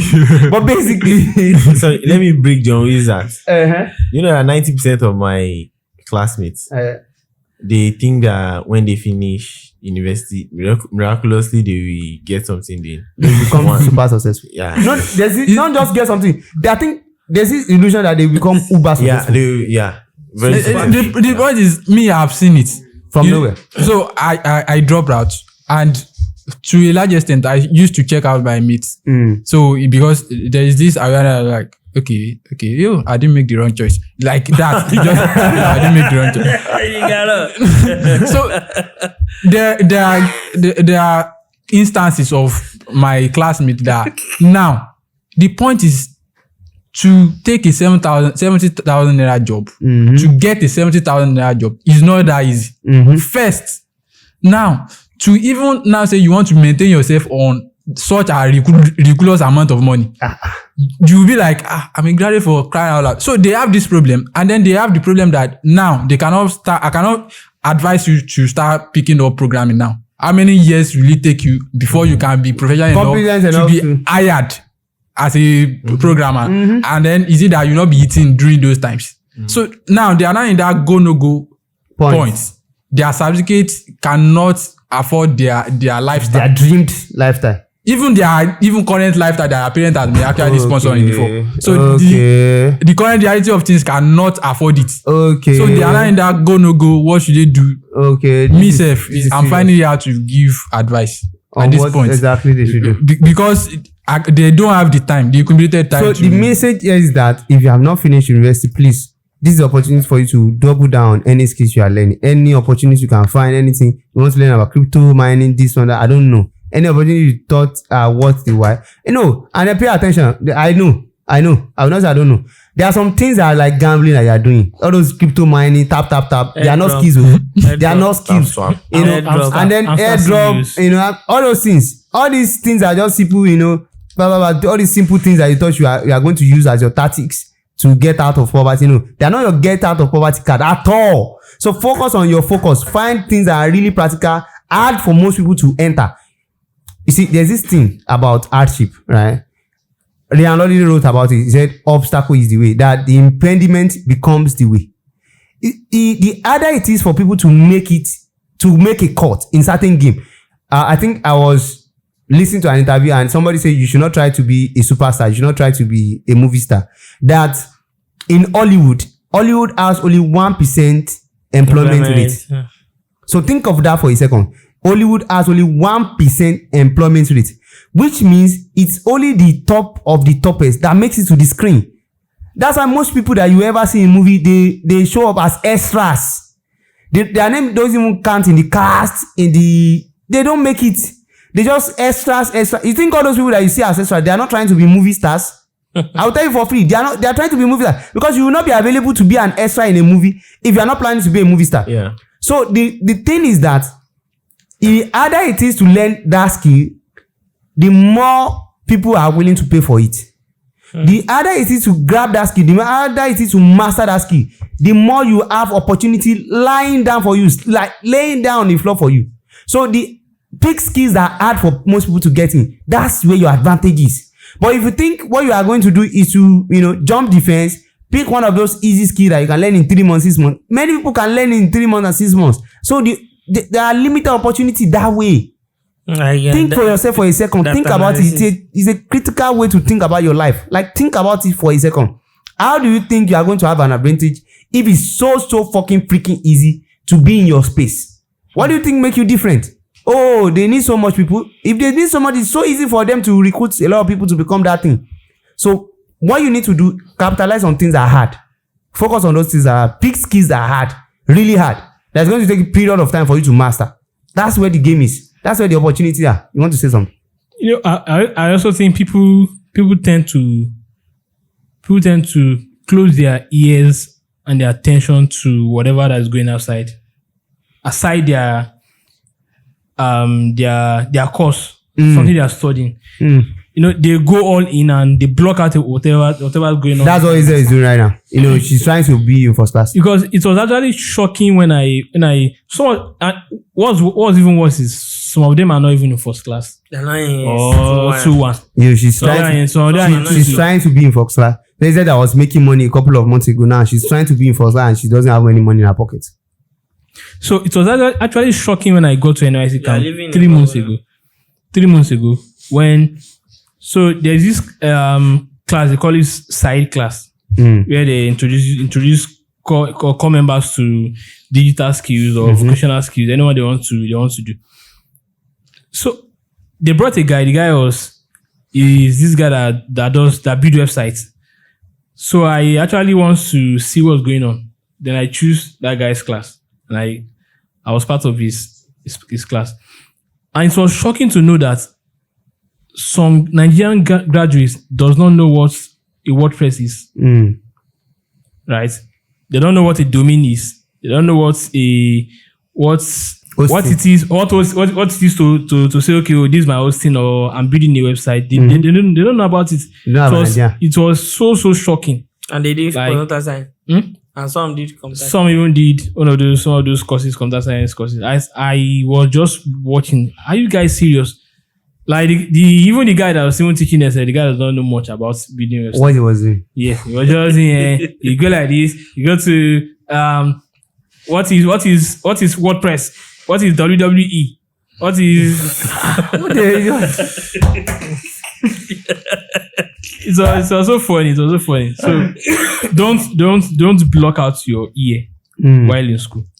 That's interesting. Yeah, a senior was also telling us recently that about how she raised something thousand something million naira recently and everything. I was like, and our point was that it's better for you not to close your ears in school, that you should learn the skills you gain will really help you, especially administrative skill, in the sense that she learned to raise money, being a student and everything like that. And I was now wondering that what was there. She used to post flyers that we need this help and everything.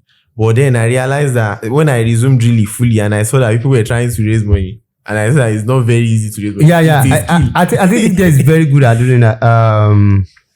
KBH.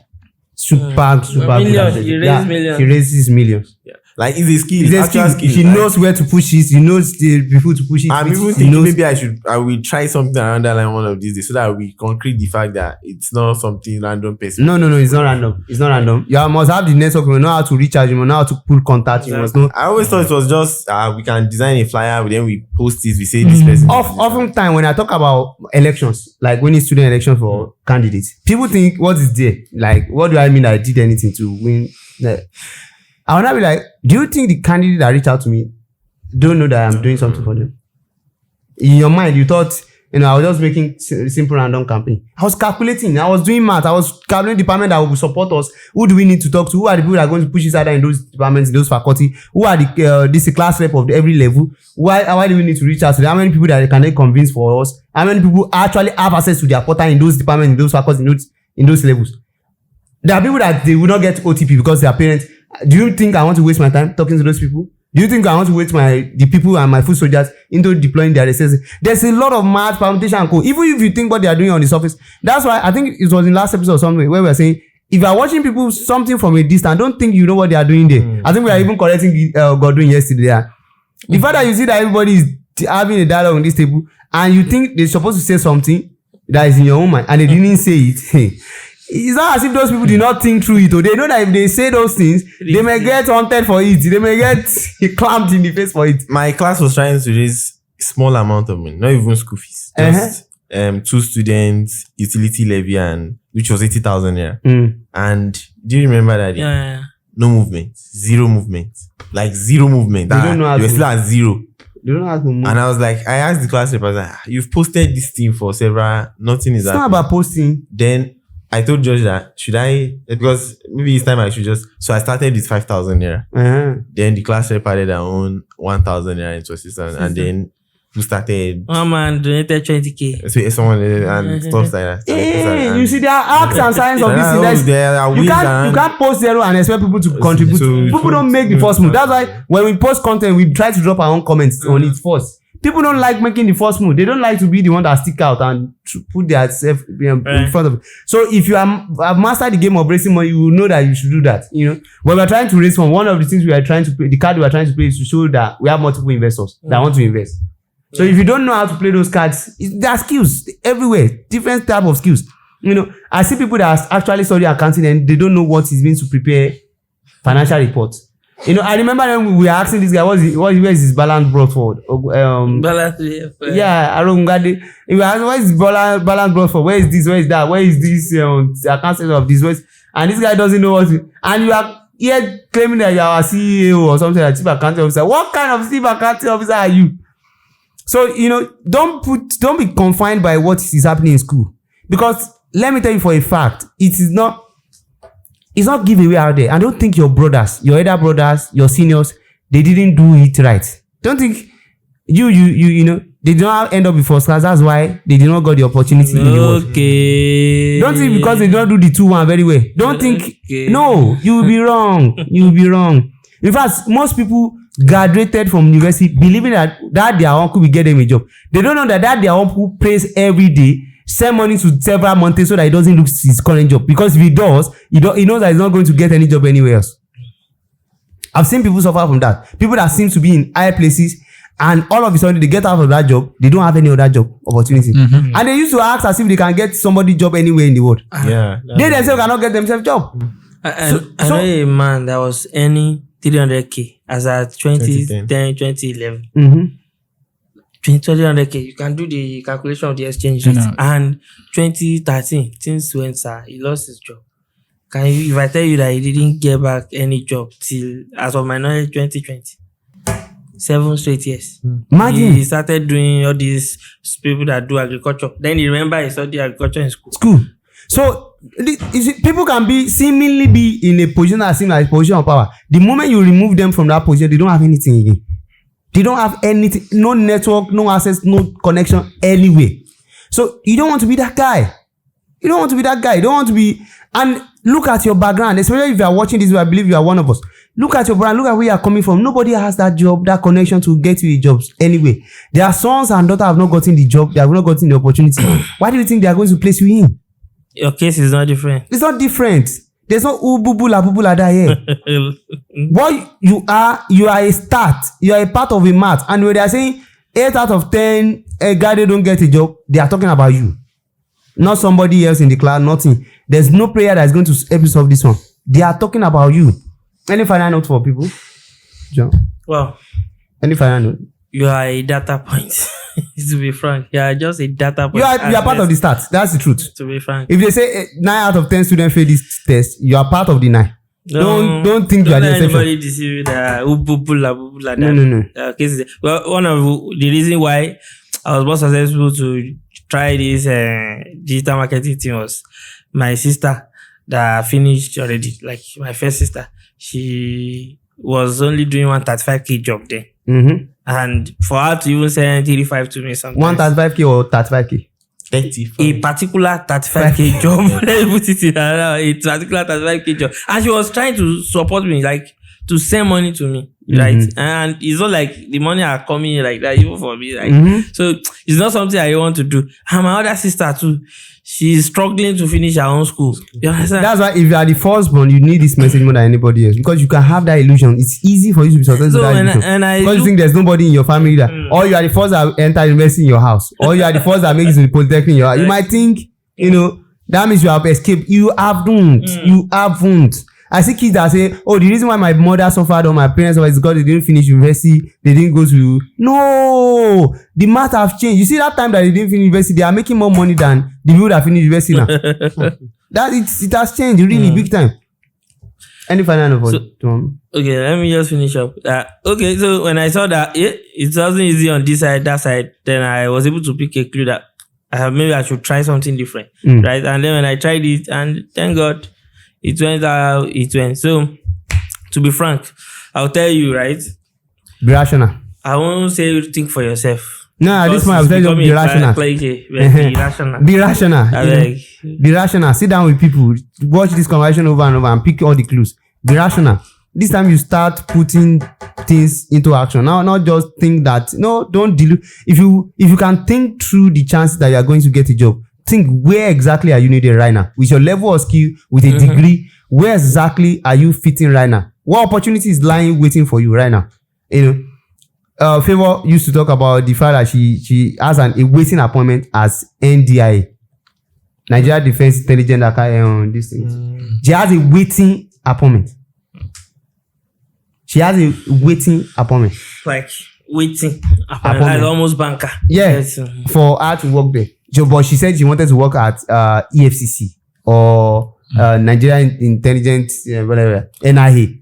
But she has one that is waiting for her as NDI, Nigeria Defense Intelligence, whatever. So you, that you are so coming. You have that. You have a waiting appointment. I beg, you know. Do I you? beg. Ask yourself that Your question. papa get you with That's your me want to drop papa. finally. Talk less of you. Be rational. That's it. You just see. What's your I think I rationale? will also follow that. Be rational. This is time for you to like open Think your on- eyes and think think on out. your feet, Think like- think on your feet. It's really it's tough out there. Whether for a vocational skill, a digital skill, but not having a digital skill or a vocational skill or something like that right now is like no. You're making your life more difficult. No. It's not the way to go. And don't wait. Note, don't wait till you have that degree. John, I have to have you final. If you are feeling paranoia, yes, it's time to be. Mm-hmm. Because if- Only the paranoid survive. I think I had this issue when I was in school. I was saying that, okay, this is what we are studying. This is what I'm learning. I was studying English. So now with this thing that I'm learning, then what will that make me after this school? So even from No, it makes you 100 know level, English. I've been And then you work in a secondary school.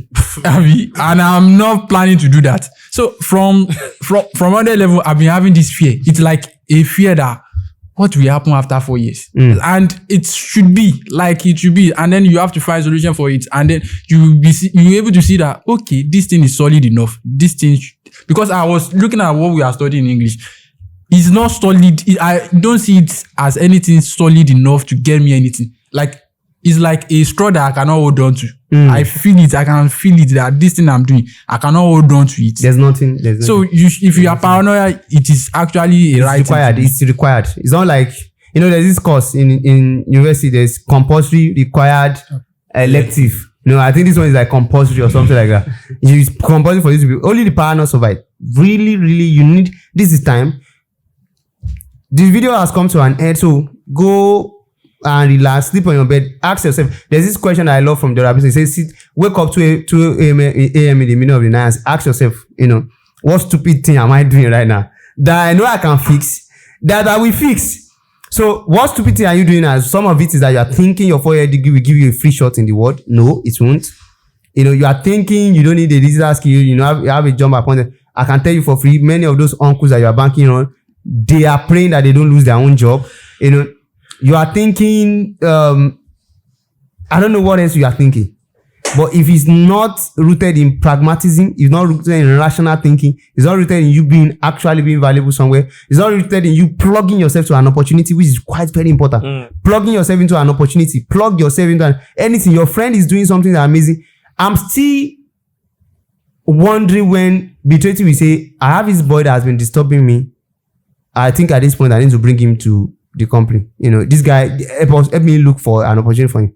I've not found one that is not curious. That this guy that you are pressing laptop and down. What are you doing? What can I do? I'm expecting that from if I invested in. These are the opportunities. You are meeting people for the first time. Look into them. What do they have? What opportunities do they have? What can they do? Look into them. What can they do? What can they offer you? I was telling Betracy a couple of weeks ago. I was telling you that no. You don't just hope that your friends have money. You don't just wish that your friends have money. You have to look into the detail. How much do they have? The amount they have, can they help you? What opportunity, what connection do they, who can they open door for you? Who can they connect with you? Who can they share contact with? In what room can they place you? You have to know all of that. And then you want to know whether you want to spend more time with them or less time with them, or they don't add up to the grand scheme of things you want to do. That's your job now. Some of my lecturers actually opened up for give me opportunity. Dr. Lanko Theory. He gave me the first 500,000 naira that I spent on Google Ad. First 500,000 naira that I spent on Google Ad. Think of that for a second. Your dad cannot give me 500,000 right now.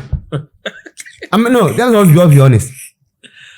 If he can, I will drop my account number. And he gave me, I'm talking about 2014 or 15 or something like 500,000. That's huge money. If you compare it to dollar for us to run Google Ad. So think about that for a second. He was the first person that gave me that huge sum of money for me to try Google Ad. So what opportunity are you keying yourself into? What lecturer is doing one thing that you should be, running after and trying to make yourself into that opportunity with? And then the funny thing is that you can even be in school and be wasting your opportunity in school. What do I mean by that?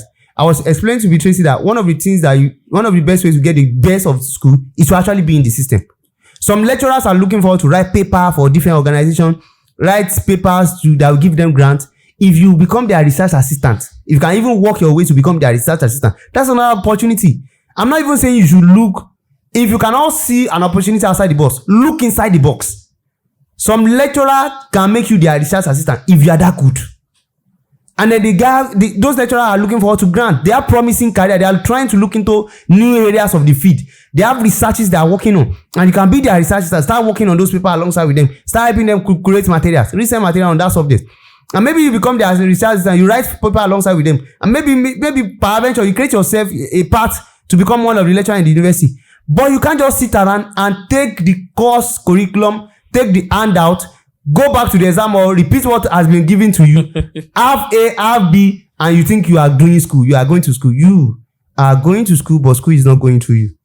And that's a big problem.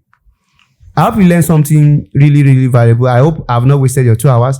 I hope you pick something important from this conversation.